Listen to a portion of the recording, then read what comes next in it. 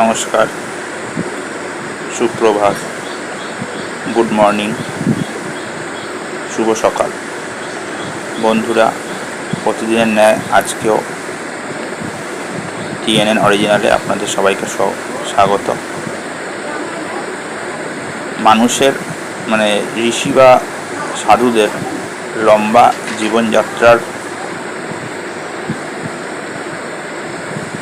মান বা কারণ উন্মোচনের আজকে তৃতীয় দিন, পার্ট 3, পর্ব 3। গত পরশু এবং গতকাল আমি খাদ্যশৈলী তাদের এবং গতকালকে আমি যেটা বলেছিলাম সেটা হচ্ছে তাদের জীবনযাত্রার মানের মধ্যে একটি হচ্ছে তাদের নিঃশ্বাস, যে নিঃশ্বাস নেওয়ার পদ্ধতির ওপরে বলেছি।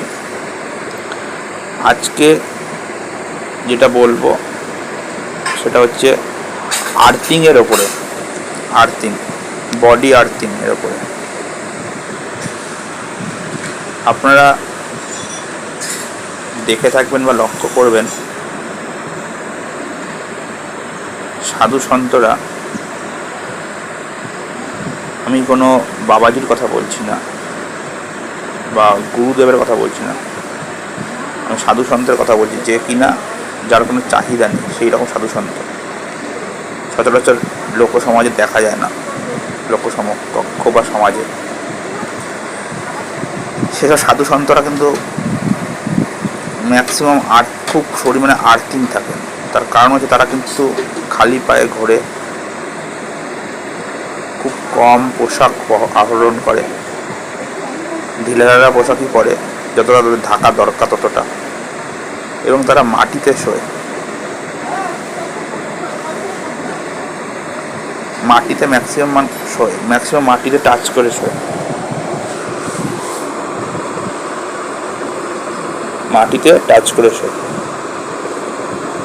হচ্ছে তাদের সঙ্গে মাটির আর্থিং থাকে। আর আগেকার দিনে বৈদিক ঋষিরা তো সুতো কুড়ে ঘরে থাকতো, মাটির ঘর ছিল, সে মাটিতেই শুতো। অনেক যারা সাধু তাদের অত বাড়িঘর বা বিছনাপত্র নেই, তারা কিন্তু মাটিতেই শোয়। ম্যাক্সিমাম পশু পাখি দেখবেন মাটিতে শোয়, বিছনায় শোয় না। মাটিতে শোয়া এবং মাটিতে ডাইরেক্ট চলা, নার্ড হয়ে চলা, খালি পায়ে চলা, মাটিতে শোয়া, শরীরের ম্যাক্সিমাম অংশ মাটির সাথে কানেক্টেড থাকা, ভূমির সাথে কানেক্টেড থাকা, আর্থিংয়ের ব্যাপার থাকে। কেমিক্যাল ইমব্যালেন্স, ইলেকট্রিক্যাল ইমব্যালেন্স ও সিগন্যালিং ইমব্যালেন্স, সেটা কিন্তু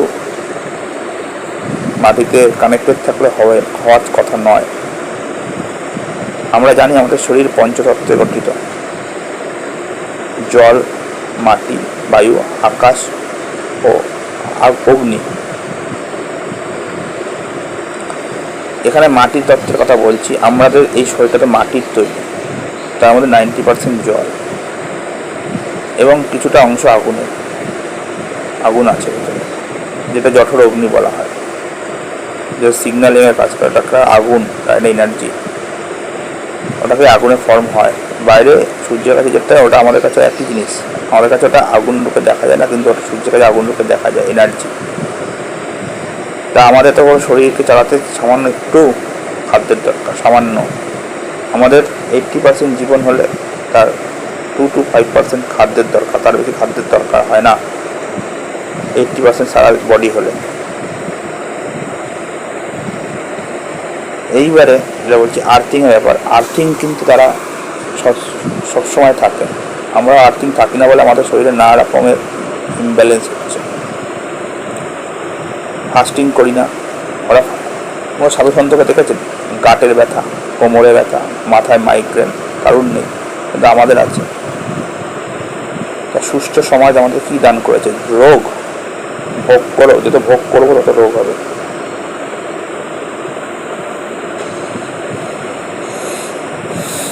এটা নীতি ঘটনা।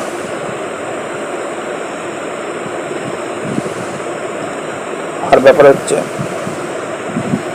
আর্থিং থাকার ফলে ওরা কিন্তু নদীতে স্নান করতো, হাতের কোষ করে জল খেত নদী থেকে তুলে, আর ওরা উপরে উপরে বসতো। আমাদের মতো কোমরে পায়খানা করে না ওরা। ওরা বন জঙ্গলে যেখানেই করুক না কেন, কোনো পশু পাখিকে দেখেছেন কোমরে পায়খানা করতে?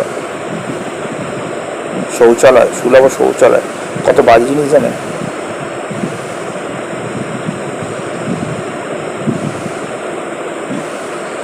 আমাদের খাদ্য, আমাদের জীবনশৈলী আধুনিক কত।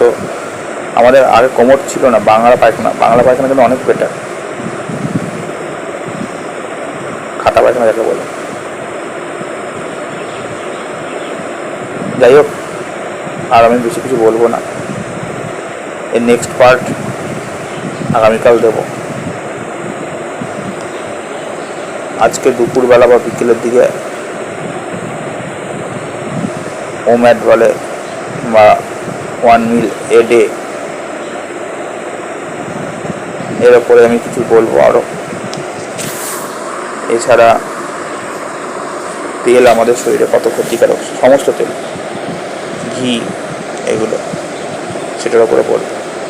এগুলো সব আমাদের ভারতীয় পদ্ধতি, যাকে কিনা নিয়ে গিয়ে জাপানের বিজ্ঞানী নোবেল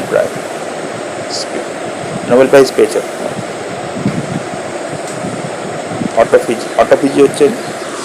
অটোফিজি কিছুই না, নিজের শরীরের মেদ নিজের সেল খেয়ে নেবে। সেলের থেকে নিজের শরীরের প্রত্যেকটা অর্গান চালাতে যে এনার্জি হয় সেটাকে মেদ বার্ন করে হবে, এটাই অটোফেজি। সেটা আমরা অ্যাক্টিভ করি না, আমি এখন করে দিচ্ছি নিজেরটা, জানি না আপনারা করবেন কবে।